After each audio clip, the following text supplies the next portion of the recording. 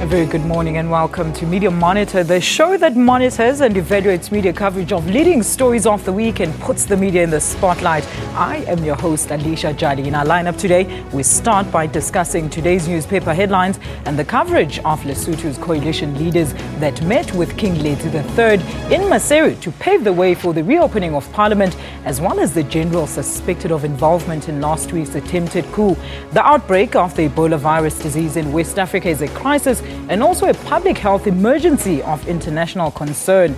We look at the Etolls, the NPA handing over the spy tapes to the DA, and finally we discuss ISIS barbaric killings which surfaced online. Now, to give us analysis on the coverage of these stories, let's welcome Mr. Wadim Schreiner, Head of Analysis at Ornica Group, Mr. Patson Malisa, the Chairman of the South African National Committee Organization of African Youth, and media analyst Sungula Nkabinde. And on the line we'll be joined by SABC Journalist Mahlatse Gallens to give us more insight on the ISIS story. Remember, you can call us to give us insight on the stories that you think deserve to be covered by the media but were omitted on the following numbers: +2711 714 6847, 714 6843 and 714 6857. You can share views and comments on Twitter at SA Media Monitor, as well as like our Facebook page, Media Monitor. Very good morning to you.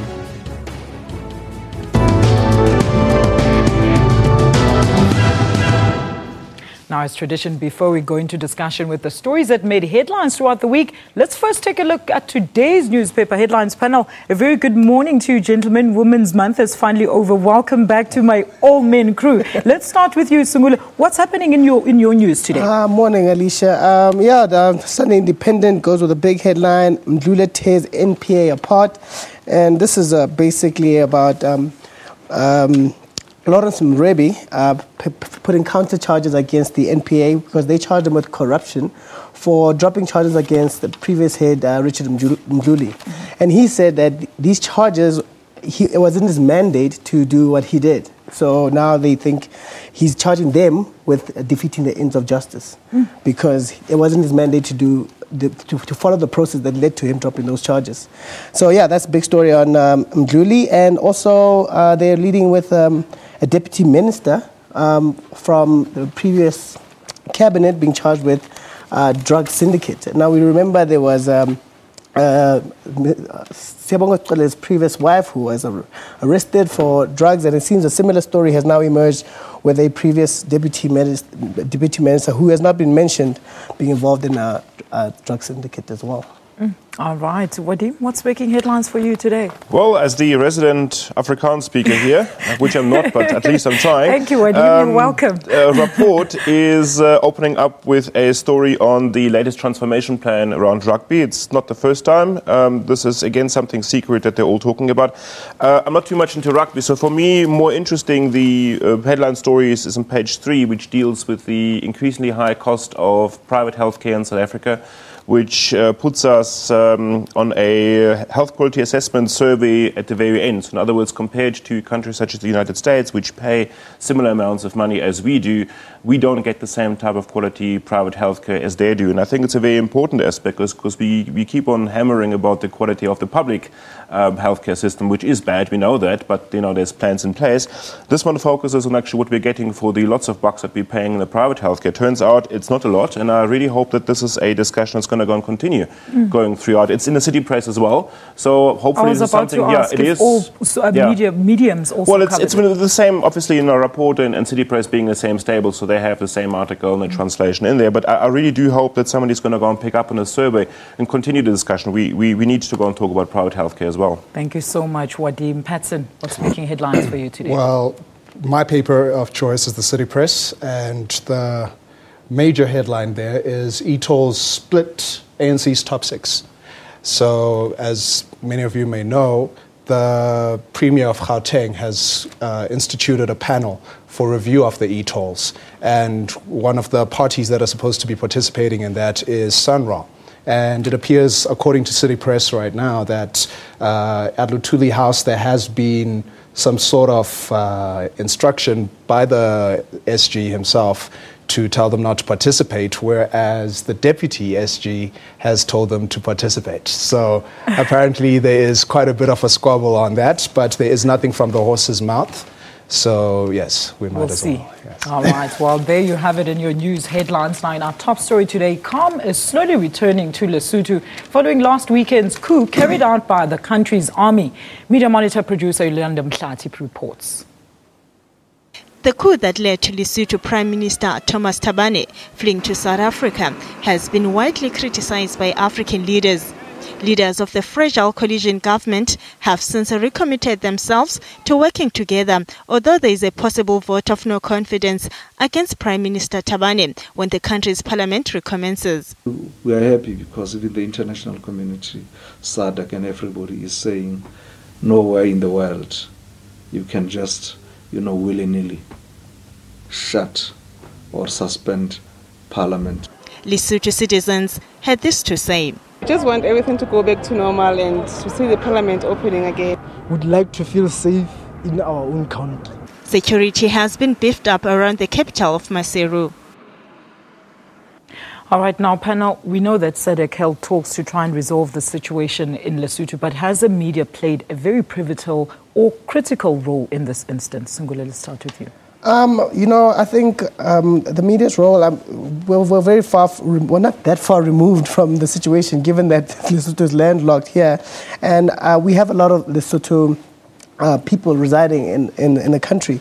I think, in my opinion, the coverage, as far as print is concerned at least, it has not been extensive enough to give us an immediate picture of what is going on there because, from day to day, we only know the highlights of what has gone. I mean, there's been a coup, there's a general, Ali Kamoli, who is apparently leading, and we haven't heard anything from that faction, by the way, of who is leading the coup. We've only heard from the side of the incumbency in Lesotho. So I think the media has played its role in bringing the facts to light.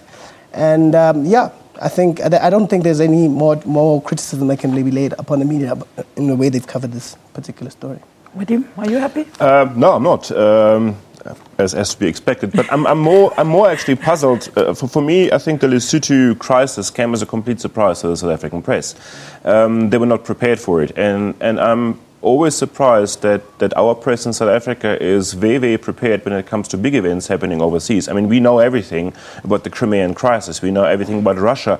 I mean, if something happens in eastern Mongolia, we've got experts on plan and we probably know about it. But we don't know what happens in our neighboring countries. We don't know what happens in Botswana. We don't know what happens in Namibia. Never mind the likes of Swaziland or Lesotho, which are landlocked by us. And Zimbabwe is even. So I'm puzzled by the fact that not only do we not know what's going on, but when something happens, we have to go and struggle to go and get information out there. And I don't think, and I'm an extensive reader of publications, and I'm particularly pointing fingers here at print media. I have read everything about Lesotho. I still don't know what actually happened. I don't know if it was a coup, was it not a coup? Prime Minister left, came back, something happened. Neither the facts are known to me, nor the background is known to me, nor what is actually going to go and happen. And I find that quite strange and surprising. Patson? Well, I also have to agree with the panelists and say that the media coverage, especially from my own experience, was not too extensive, especially on a local front. I actually had to look towards international media to hear about an issue that's happening in our neighboring countries. And I think we need to have a shift, especially with regards to agenda in that regard, because at the end of the day, these implications on our own country are of intense consequence, you see, because you never know what's going to happen next and what it will do to our social and economic system. But panel, what are your views now about the latest media reports that the South African police are joining a manhunt to hunt for the so-called coup plotter? First of all, it's unconfirmed reports. I'll be very surprised if our own SAPS is involved in a foreign country in terms of police activities. I think, I'm not a legal expert, but I think that would breach quite a lot of foreign affairs relationship. Normally, jurisdictions, yeah. I mean, even if our army would go and do that, and there was an incident a few years ago when we sent our army accidentally or incidentally in there. So I can't confirm if that is the case or not the case. It would be certainly very strong. I mean, we have very close relationship, and we do know that, there is more sharing than perhaps with other neighboring countries. But I would certainly ask the question, who would authorize that one? What legal issues are behind there? And if it's right or wrong, I'm not convinced it's right. Well, the Prime Minister did, it was reported that the Prime Minister did make a plea to SADC regions to assist with the situation.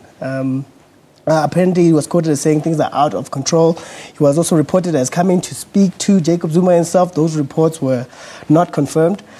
So it is not, beyond the realm of reality that South African forces have been called to assist with the situation. But as I think there's a difference between South African forces as military forces and a police which is supposed to go and safeguard our own domestic country. That one to be sent to another country to go and help restore peace and stability is for me legally, I'm not an expert, but it's highly strange. I'm just puzzled by that as well. It seems that it's starting to emerge in the media suggestions that it's interpersonal disputes that are happening within the parliament. Patson. Yes, well, from what I read, there was apparently a suspected dissolution of Parliament by the Prime Minister because of a vote of no confidence that was going to be issued out against him. So I would suspect that would be one of the reasons why there would be speculations of a coup and all the likes happening. So once again, I would really encourage the media to really look in depth at everything in a wholesome way and not necessarily just look at the shallow facts, if I can put it like that. All right. Now, the issue of security fears and threats associated with this coup. I mean, the varsity closed because the students were fearing for their lives. Did the media explore this crucial angle? I mean, weren't criminals just roaming around freely if the police stations were closed? Yeah, exactly. That's the part where I say the media has been very minimal in what they've reported. Speaking from a print perspective, we just saw now in the clip where we saw some of the citizens saying they are worried about their safety, but we don't have a real picture of what it is like to be in the capital, Maseru, right now. We don't really know. I mean, is it a civil war zone, or where everybody's staying in the house, but you see in the clip that people are roaming freely? So what actually is the environment? And I think that's where the media has gone wrong in terms of painting that picture clearly for us. Wadim? Yeah, I think again, if we're looking at it from an angle point of view, how do we report on this? And I think we tend to overemphasize a governmental angle and a political angle and a governance angle, and etc. And we tend to not focus enough on the social aspects of any type of crisis. It's not just in terms of Lesotho, this is almost in anything that we're looking at. And what we should be doing as journalists is to go and say, how does this impact on the people of the country, the village, the town, the region? And that, for me, would be the right angle to go and look at it. And the same thing from a Lesotho point of view. What is the impact on the youth? What is the impact, for instance, on education? Have schools been closed? If schools have been closed, what is the impact on people writing matric or final results?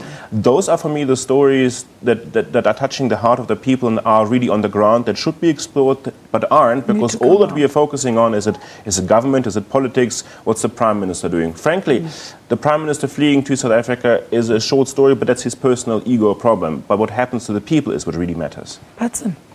Well, I would also suspect that with media, especially print media, there's a lot of room for more serious stories.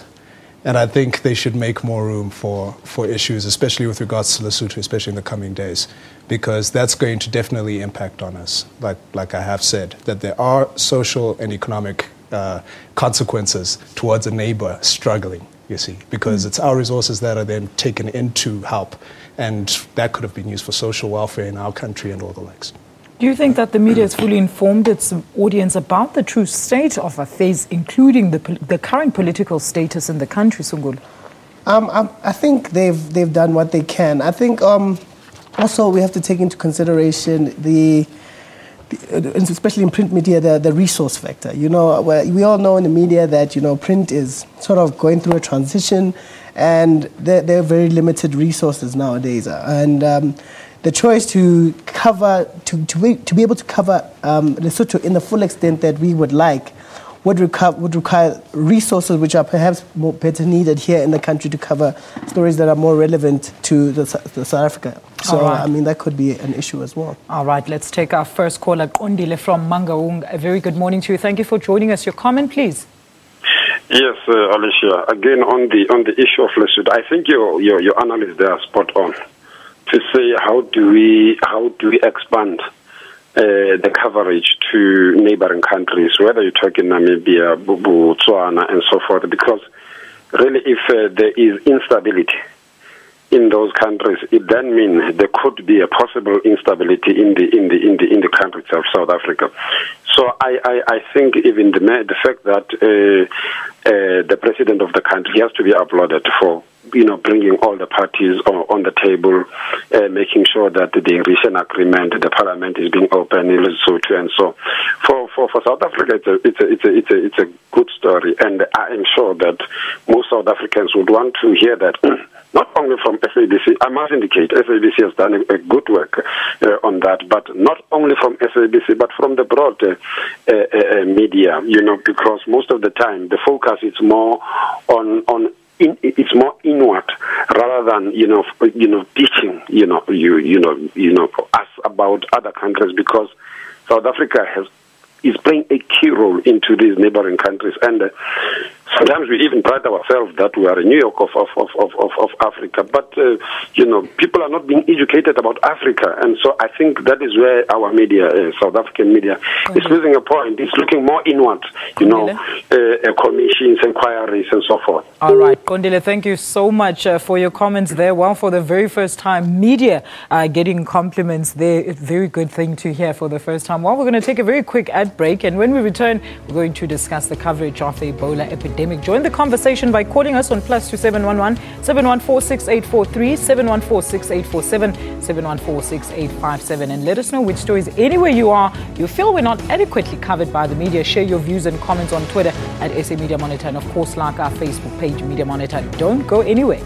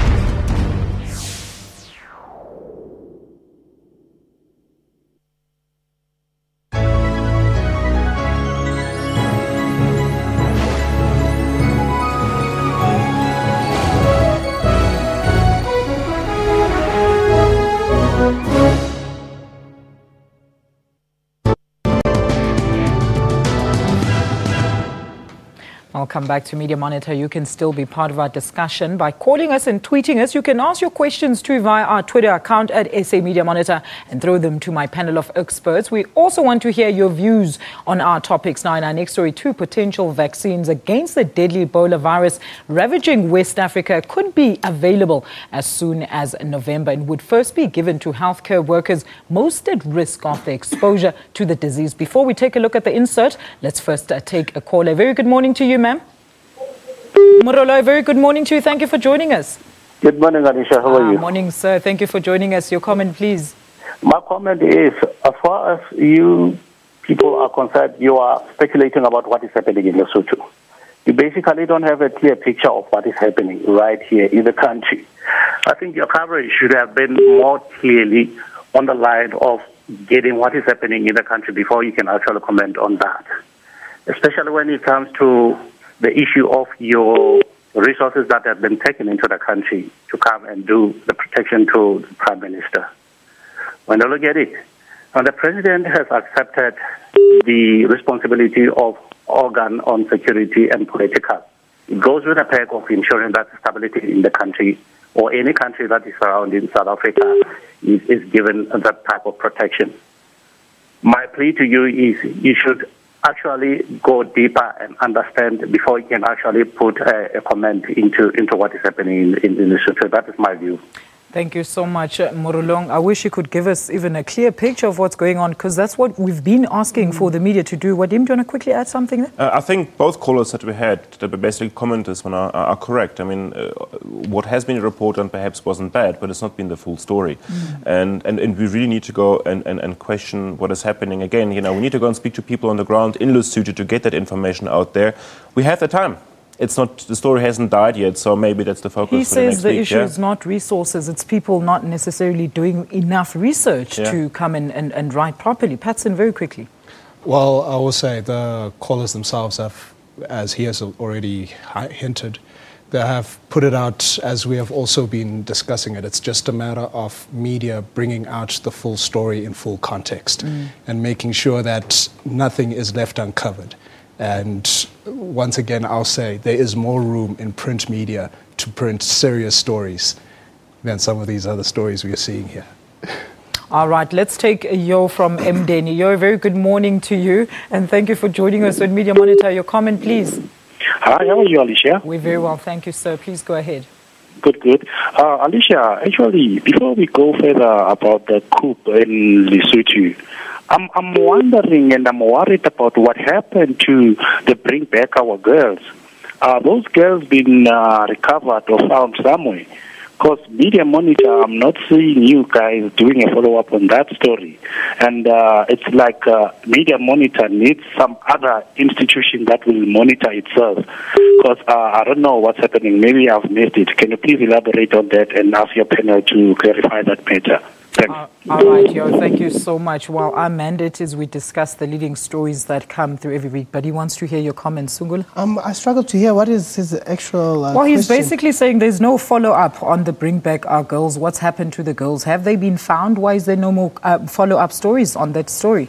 Oh, that's a very pertinent question. I mean, but that is kind of the nature of the beast with media, you know, until there's something what bleeds leads, exactly, that's what they say. And until there's something big that happens in that story, it dies off and makes way for more controversial stories and that are more relevant. And that's the caller has got a point, because the story is still bleeding. The girls are still lost. So if we are to go and follow that one, and I think, you know, when we have to go and look at the headlines, and I take that criticism as one of the panelists. What we have to go and look at is, as the headlines, but we also have to go and look at what are not the headlines, and what have headlines been before, and why are certain headlines no longer headlines. So I think the caller is right. We should be looking at it again. All right, let's take Michael from Lesotho. Michael, thank you so much for joining us. Your comment, please, sir.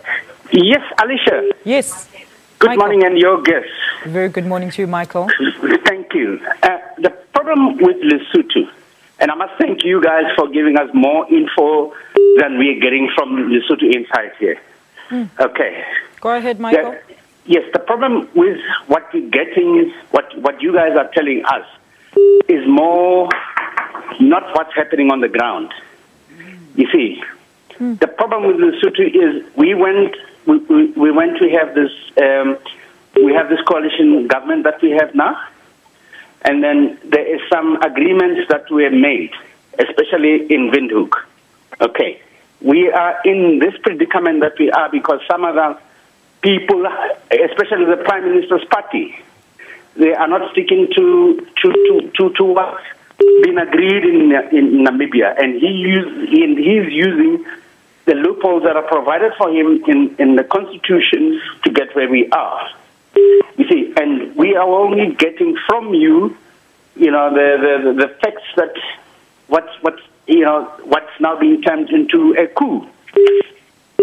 Michael, thank you so much. You know, Michael is giving us a first-hand account, which I think is what people should be doing when you see that you're not getting the true story out in the media. You know what's very interesting for me? This is now the third or the fourth or the fourth caller that comes from Lesotho, or is a Lesotho national. Now, there's two things that are for me very interesting. So, obviously, the people there care, but the people there also seem to be watching SABC in this particular program because they're in need of trying to go and find out what happens in their own country. So, in other words, you know, the role of the media that we clearly have also as broadcasters and print is not just to go and inform our own citizens, but also to inform the citizens of that country, because for reasons that we perhaps don't need to go and discuss now, they have a need to go and look at our news to get the real information. And I think that puts the onus on the media on a completely different light. And it's very encouraging to go and see the feedback that we're getting in terms of queries and requests, and please give us more information. And I think the media organization listening to this program should perhaps take note that you have an audience there that they haven't considered first, and that is waiting for better news. It's very, very interesting. Sungula, what do you think? Yeah, the caller basically shows that from what he has observed on the ground, that it's conflicting with what has been reported on this side, which clearly points to the point that our media has not done the full story. And I think that's the problem. Patson? I would say media has also got a role to play with people on the ground. Especially with regards to this particular issue, because from what I gathered with this man particularly, he was giving a first-hand account of what he's seeing for himself. And these type of opinions are necessary to cover, especially if it's about their own home ground. You understand? Let's take Rafi from Maseru now on the line. Rafi, thank you so much for joining us. Please give us your view, sir. I've been listening to some of the callers that called earlier on. Yes, Rafi. I think the last caller got it wrong, got it totally wrong. Please set the record straight, Rafi. Yes, it is true. The coverage from South Africa was bad, and normally it's bad. We don't normally rely on South African coverage on our news. We actually sometimes have to rely on the overseas coverage on the issues in Lesotho. Are you still there? Yes, we're still listening, Rafi. Yes. Please go ahead, but sir. But on this issue, it goes far back. It doesn't start only when the Prime Minister suspended the Parliament. It's a bit complicated. People should go a bit far, a bit back when the coalition started. That's where they must start. The problems that started just after the coalition took over. As it went on its first year as a coalition government, things started changing. Agreements that were made started, giving problems to the very people that are governing there. And our Prime Minister is very, very, very, very much against corruption. And he only found out while he was already in government. Some of the partners are actually involved in the corruption, and he had to take steps. That is why there's a disintegration of the government, and they are using the army to attack the Prime Minister so that he can stop investigating these issues. It's a big thing. Your coverage must try to dig deeper. Thank you so much, Rafi, for your comment there. That's Rafi calling us all the way from Maseru, of course, the capital. And, of course, now we're getting conflicting personal accounts versus conflicting media reports. When should we then, what should we believe? Wadim? No one. It's always like that. Because the truth is somewhere in between. People have got individual opinions on their own observations, and then there's the media. So everything is always a look at a small little kind of place and time. But again, what it boils down to is, and the caller said that is our media, no media were prepared for this. This thing obviously was a long time coming. There were indicators. Media out there didn't report on it, but because we had far bigger stories to go and tell, which were from far further away, and perhaps even too much on ourselves. Plus, now we far bigger than a humanitarian story like that, Wadim. Well, absolutely. I mean, again, we and I've said in the very beginning, we for some obscure reason do not place enough emphasis on what happens around the borders. I was this week for 2 days in Windhoek in Namibia, and media person, I read through the papers, and I'm trying to go and understand because our countries are so closely linked, economically, politically, socially, and others, and yet we find that we don't give each other enough coverage. I don't know what happens if I read Namibian publications, what happens in South Africa or in Botswana or the other way around. And we are so closely linked, yet those links are not being established. But we know everything that happens in the smallest country in Europe. And that is, for me, still a puzzling thing. Let me take Tsidiso from Soweto on the line. Tsidiso, thank you for joining us. Your comment, please. Majal, morning. How are you? We're very well, thank you, sir. Please go ahead. Thanks, my sister. Look, the first point will be on your analyst. I think they're spot on. But perhaps we need to check as to where will the media people get a quality information. It should be coming from the reliable sources, isn't it? Now the question is, do we have such reliable sources in that country? Or do we have people that will always, even when they want to report something about what is happening, they will first start by defending whatever will be happening? And that will always be difficult for media people to actually access the actual quality information that will help. But I believe, I agree with the fact that perhaps South Africa needs to, expand coverage of the neighboring states. Coming to the incident in that country, I believe if people listen to the Prime Minister while he was interviewed in South Africa, he said there was something that was indicative to be a coup, but it was in a way, in the process, thought otherwise. Now, I was listening to Rafi from Maseru, and I thought he would be hitting the actual nail on head by telling us exactly as to whether was coalition of that nature at that time relevant political institution that will be addressing problems in this country. I think he falls short of telling us as to whether was that type of coalition a correct one. Because when you politically embark on a coalition, it should be a coalition that is informed by those independent parties, common grounds of some sort. And I'm saying I doubt if BNP, ABC, and LCD has ever had anything in common politically. I doubt. And I think it's up to Lesotho to really assist the leadership, political leadership of that country. Because once you embark on a coalition that is more subjective, you will even miss the point of your intended good objective to address some problems. So I'm saying that the challenge should be with the coalition.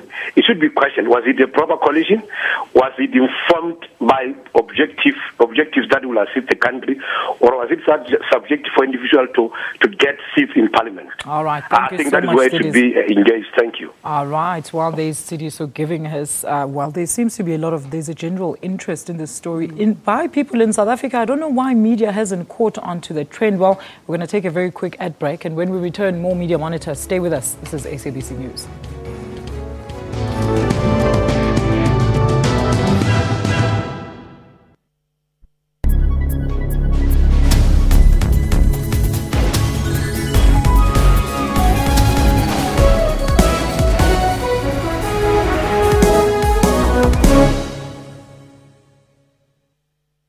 A very warm welcome to you at home. This is Afro Showbiz News, the show that brings you all things art and entertainment from around the African continent. Tunisian rapper Ben Ahmed, better known as Clay BBJ, has been released after spending 2 weeks in prison. The arrest came after he was accused of insulting security and violating public morals.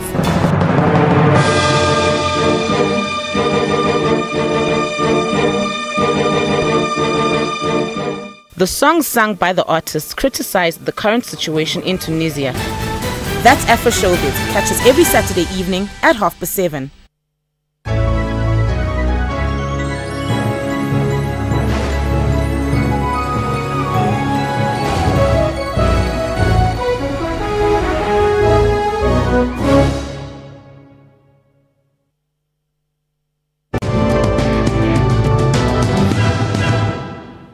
Welcome back. You're still watching Media Monitor, and you can still be part of our discussion by calling us on the numbers that will appear at the bottom of your screens. There they are, or contact us on Facebook as well as Twitter. Now, gentlemen, let's hear some more of your views. We seem to be getting a general interest about this story in Lesotho. Yeah, there's a lot of interest, and I guess the question to ask is who is South African media responsible towards? Are they responsible to South African readers, or is it the general Southern African region as the leader of that region, so to speak? Who should they be catering to? Another issue is to get reliable reports and accurate information. What should be done? I mean, what about the media in Lesotho itself? What role do they have to play in sharing accurate information? I mean, there's a lot of collaboration between nations in other industries. Why not so in media, in order to get the best possible outcome? All right. Thank you so much. Let's take David from Namibia on the line. David, a very good morning to you. Thank you for joining us. Your comment, please, sir. Okay, good morning, ma'am. How are you? We're very well, thank you so much. Please go ahead with your comments, sir. Just want to talk about the media journalists that are in South Africa. Sometimes maybe because they pass some information that is not accurate, And maybe it's that because they are afraid to go and reach to the point of joint sources. So maybe they must not always meet the people in the street and ask, and that's the thing that they pass to the nation. And the situation in Lesotho, I think those people must learn to solve the problem through negotiations and talking, not just because of the abusing of their powers in that they are having and the conflict in Africa SADC. Thank you so much, David from Namibia, for that call there. Well, he says the inaccurate reports are actually because the journalists are scared to go in and investigate. Is that true, Patson? Well, I wouldn't know whether it's a matter of cowardice, but obviously there's a matter of interests. What exactly is the particular agenda of the newspaper? And I think if media starts to develop a more regional agenda, there are better ways to then collaborate, as my colleague has said, with other national broadcasters or independent broadcasters to then bring about news on the ground, as is on the ground, rather than speculation. Because for me, the only time I realized that Lesotho was in crisis was when we heard that the Prime Minister has landed in South Africa. That's the only time we started hearing about it. And only after that, we then hear he's now back, but he's got South African armed force police going with him. So those type of things need to be reviewed. Have a more regional agenda. Yeah, I'm totally agree. It's exactly. It comes down to what is the media's agenda? Are we catering to a regional reader or viewer, or is it strictly for South Africans? And I think that is the question. If we answer it, then we know how to move forward. I like that you keep mentioning that they should be catering and so forth. Wadim mentioned the fact that South Africa and Lesotho have interconnections. Therefore, whatever is happening there should be of interest to us. Exactly. So whether we're catering for them or not, it should be a story that is generally covered wide across. Wadim? Yeah, it should be. And also, budgets. We discussed it earlier on, newspapers and media have got budget constraints. But let's go and be honest. To go to Maseru doesn't cost you more than to go to Durban. Okay, it's even if you get into the car, it's half the time that it's going to go and take. You won't have issues around the border. So there shouldn't be any excuses for journalists to go to resources, to go to Gaborone, to go to Windhoek, to go to any of those particular places. I think it's really got something to do with the agenda setting mechanisms. I remember it was about 10 years ago when Mahlatse III was still the editor of City Press. He tried to go and mold the City Press to become more of an African focused, and he was lambasted and he was criticized for being a pan-African and that the news was somewhere else. And maybe what Mahlatse III back then realized is, and the feedback that we're getting today is that there are far more people actually interested in the stories about Africa and the stories about our regional publications than what our esteemed editors and owners of newspapers would like to go and admit. And perhaps it is time to go and relook at that, because ultimately it's the audiences that decide. And the more we listen, the more we should be responding. We had a program today where we wanted to go and cover 3 to 4 different topics, but we can't simply ignore the fact that people call in and speak and have got opinions about Lesotho, about Namibia, about Botswana. That tells me that there's a general interest. So if there is an interest, let's go and respond to that interest, shift those resources, send those journalists over to Maseru or to Swaziland and Maputo in Mozambique and look at those stories. We are entwined with all of those countries. And we should learn from Lesotho that we should, if something happens in Botswana or if something happens in Maputo, we should no longer be surprised. That is perhaps the learning from Lesotho. Thank you so much, Wadim. Let's take Alex from Tembisa. Alex, a very good morning to you. Thank you for staying on the line. Your comment, please. Thank you. Thank you for giving me the chance. My challenge here with the issue, I've seen this scenario in Lesotho unfold. And my point of concern is maybe coincidence. What has happened in Lesotho, it also once happened in 1998. And then South Africa intervened. And there is also a replica of such an incident of a country that was helped by South Africa called Burundi.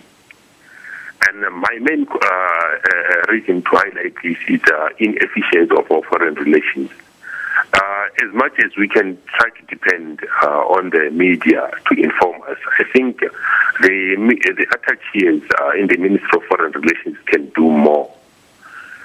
If you check how the person who was called to inform South Africa, who is based in Lesotho, I think there is more there the person can do. There are portfolios of the people who do data collection, like intelligence for the foreign relations. It seems as if some of the people are in a holiday. Take, for example, in Burundi. I once did VIP protection when I was still in the army in 2003 in Burundi. What is happening, the friction between the CNDD and FNM, it has been going on for a long time. But if you go to the Embassy of South Africa based in Burundi, those people are squabbling each other, and their work on hand is not a priority. And I think we as a nation can look at the unfinished businesses that we are doing to Africa and the plant and the seed that we have not uprooted these problems. It will always resurface and reflect bad on South Africa. Thank you very much for Thank you so much, Alex, for that comment. Well, do you think, after listening to Alex, do you think that media actually undermines the intelligence of its audience? Patson, let's start with you. Well, it depends which outlet it is. Some do, some don't. Let me put it like that. The ones that have been reporting on this, from my perspective, what I've read, have been rather intelligent in giving what they did. And I'd actually like to make a comment on what he had said, especially with regards to the Lesotho problem. I think international relations has done as much as it could. In fact, it was even reported that the Prime Minister was actually escorted with South African diplomats to come into South Africa. So with regards to the extent of foreign affairs working with regards to settling issues within the region, I think they're really hands-on. And I think that should really be given to them for credit.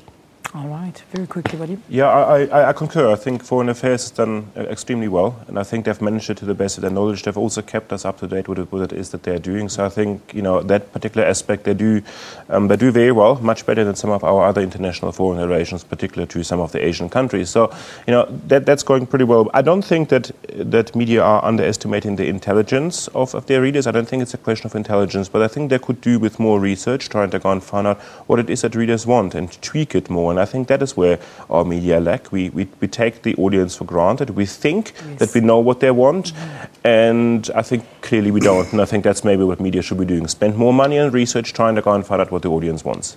Thank you so much there, Pelna. Well, that's where we're going to leave it on the topic. We're going to take a very, very quick ad break, and we'll be back with more Media Monitor. Stay with us. This is SABC News.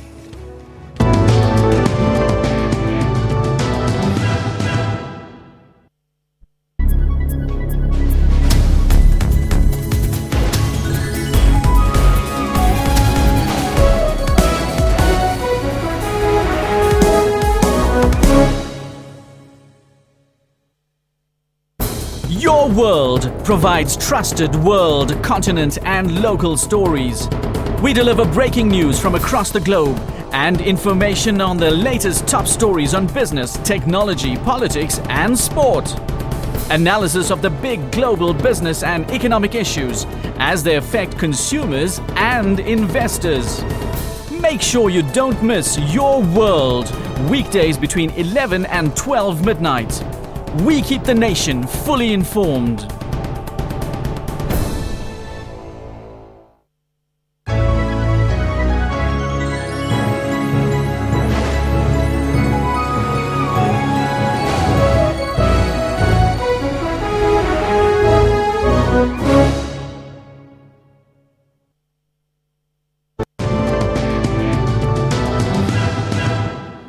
Welcome back to our final segment right here on Media Monitor, which is when I get to read some of your tweets on some of the topics that we've been discussing today. Let's all look and see who sent us those tweets, panel. All right, let's see if we can get those tweets. There they are. Mokhorosi says, at Motsi Mohapi says, On Morolong's point, Sungula did say that from what we've seen on media reports, people seem to be too calm for a coup. Mokhorosi, thank you so much for your comment there. Siviwe says, we are yet to see a Lesotho Boko Haram. Siviwe, all right, thank you so much for that notion. There's Piwe in KZN says, our cops should stay away from Lesotho's factional politics. A police joint manhunt for Lesotho coup plotter. And that's the hashtag there, of course. Mokhorosi again says, I'm getting a sense that the coup is a storm in a teacup. Let's switch on to Bafana's victory. All right, he wants to quickly change the subject. All right, thank you so much. Pro-African, last but not least, says, I sincerely hope that pharmaceutical companies are not cashing in on the Ebola drugs than saving lives. Let's take Serge Timundanga, says he's not bigger than the state. He must be dealt with. All right, thank you so much, everybody, for your comments. Panel, what do you anticipate will be in the top stories this week? Let's start with you, Sungula. To deviate from serious politics, I think Bafana will be in the news after, a win in I don't know however long, to follow one of the tweets things. I mean, I watched the game and everybody expected us to lose as usual, and we won 3-0. So I think a lot of the commentary will be around how, the bright future that Bafana have. With the new coach. With the new coach. Is it about the coach or Bafana? All right. Wadim? No, I think we're going to have far more serious issues. Oscar Pistorius. That's going to go and be the issues. We've got the 11th of September, we've got the Judgment Day, and I think Sunday Times has already alluded to the fact that, Oscar Pistorius is not well. Apparently he's visited another nightclub and he's, been down. So that's going to go and determine, pretty much of the coverage, whichever way that verdict is going to go. We love that. It's been the headline in the last weeks. So it's going to go and come up again. They're not fatigued by it. No fatigue. It's not. This is Judgment Day. This is now, is he going or is he not going? And whatever happens, it's going to be interesting. All right, Patson. Well, I'm also gunning for Oscar's headline, and I know that the spy tapes are going to be also within the means of coverage, and as well as the Etolls. I think that's going to be something of very big coverage. All right. Thank you so much there, panel. Let me take our final caller, Miss Emma in Lesotho. Emma, thank you so much for joining us on the show. Your comment, please. How are you? We're very well, thank you. Please go ahead, Ma'am. Emma, please go ahead. Yes, I can hear you. Please go ahead with your comment. We are hearing the views over there, Alicia. So I'm going to second all those guest speakers who presented their views. You really have to come to Lesotho to hear our views. What I know is the views you get from the people from the streets with different views. You get to hear the real side of the story. So for now, sorry? Please go ahead, Emma. Hello? Yes, we're listening, Emma. Okay. For now, you are getting only, I can say, it's one side of the story from you. So when you come here and delve a little bigger, you'll get a good idea of what is really going on in Lesotho. So about the weakness of the media, we also have the media in Lesotho, but what we usually do, we take what is the fact. Okay. All right. Thank you so much. Yes. All right. All right, I think we've lost Ma'am Emma. That's Emma there calling us from Lesotho, well, appealing for media to come to Lesotho and get the situation firsthand as to what's happening on the ground. Well, that's how we wrap it today. Thank you so much to my panel, and our viewers' contributions and suggestions is highly valued. You can follow us on Twitter at SA Media Monitor. Share your views and comments on Facebook. Go to www.facebook.com/Media Monitor. And of course, like our page, you can also email us your views about the show at mediamonitor@sabc.co.za. Thank you so much for watching ICE Media Monitor. Join us again next week right here on the SABC News channel. Just in case you missed our live show, remember you can still catch the repeat show tomorrow morning at 2 a.m. For myself, Alicia Jali, and the rest of the QTIV team, have yourself a blessed Sunday. Goodbye.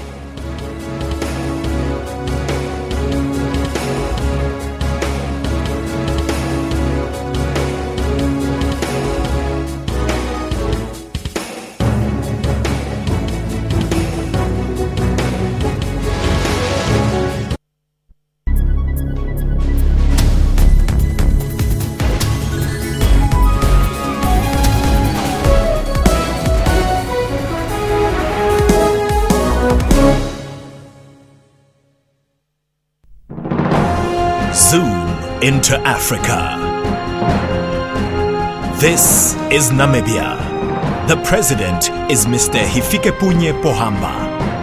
Namibia got independent from South Africa on 21 March 1990. The population is over 2 million people. One of the major languages spoken is Afrikaans. Monetary unit is the Namibian dollar.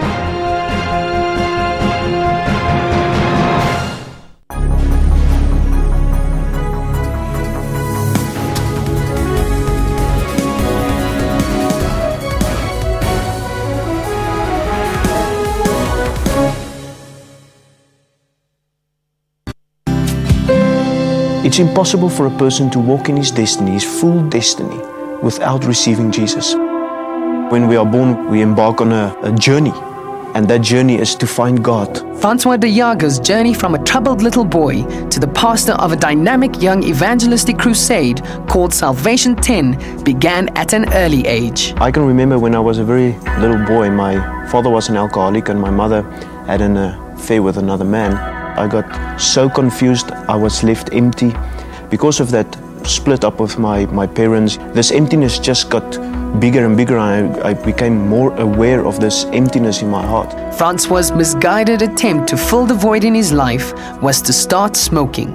He was only 7 years old. If I start smoking, that will sort out that emptiness and that search in my life. And then by the age of 13 or maybe going on to 14, I was addicted to alcohol. I was an alcoholic.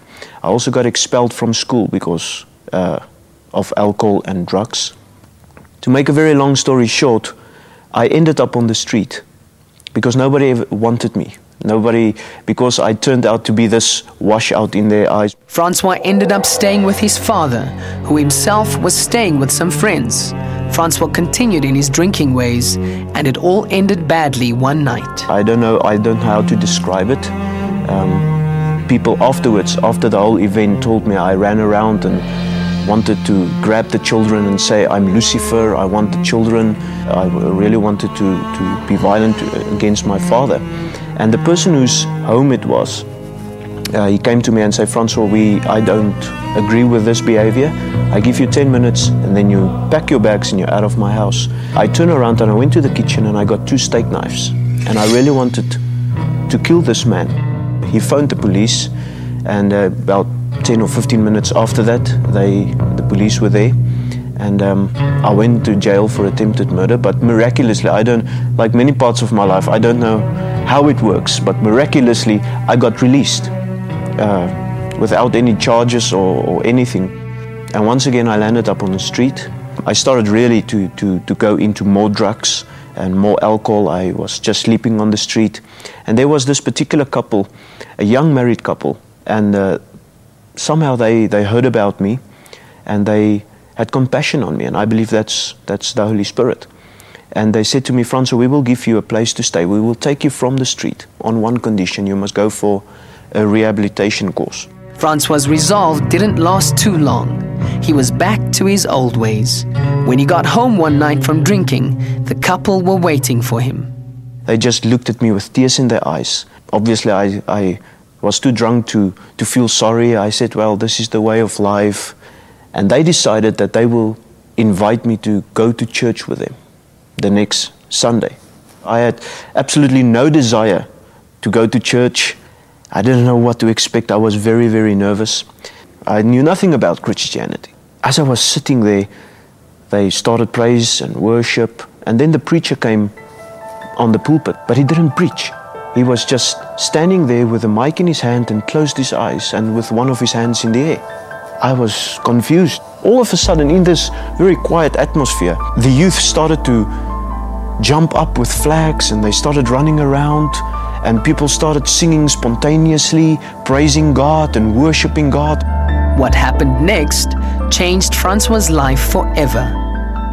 All of a sudden, I was cut off from all that activity around me, and this invisible force was with me. But I could hear it in my heart and in my mind. I could hear a voice saying to me, Francois, my name is Jesus. I love you. I died for you on the cross. If you leave this church building today without making a decision for me, you don't have long to live, and you're on your way to hell. In 3 seconds that morning, Jesus did for me what no person could do for me in 3 years, that no drugs could do for me in the 7 or 8 years that I used it. It was truly a miracle. Over the next 2 years, Francois would study theology and become a youth pastor. Along the way, he met and married his wife, Armandi, but he felt a need inside, a passion that wouldn't sleep. There's one particular night we couldn't sleep, Armandi and myself, and I said, well, let's go and pray. And I can remember we prayed for an hour, but it felt if I was praying against the ceiling. I got so frustrated, and I said that to the Lord in my prayer. I can remember all of a sudden, the Holy Spirit was in that room. And I felt in my heart, the Holy Spirit said to me, where are those evangelists that will bring in the harvest of young people of this generation? And that's when we started Salvation to Every Nation, focusing on youth evangelism. Our main thrust is what we call Reload Youth Conferences. It's a big mass crusade focused on young people. The reason we call it Reload is because this generation of young people is empty and they need to be reloaded. Not with any junk. They need to be reloaded with the love of Jesus and the power of the Holy Spirit. We try to go indoors to make it more youth-friendly. Many churches struggle with how can we get young people in the church. And then I realized, you know, Jesus had to become a human being in order to reach humans. And for us to reach young people, we must come on their level. We package the message in such a way that the young people feel comfortable with, and that they feel at home, and they feel relaxed. And as soon as they feel relaxed, they can listen to the gospel in such a way that they can relate to it. I speak to the young people about what's happening in their lives, and the way out is Jesus Christ. There are scary statistics on the Salvation 10 website. Statistics that Francois has attained from institutions like Stats SA. But isn't all about the numbers? I'm not moved by stats, I'm moved by faith. It's not about the numbers. But we must always remember that Jesus died for the whole world, but Jesus also died for the individual. And every big crowd consists of individuals. Only by the gospel of Jesus, this country can be saved for Jesus Christ. And in the end, Salvation 10 is not about Francois himself. It's about the youth and Jesus. And when they see what it did in my life and many other people's lives, Jesus comes into their lives. He's responsible for salvation. I'm not so responsible. I'm just channeled by the messenger. I mean, I'm just the MC announcing the big speaker, Jesus himself.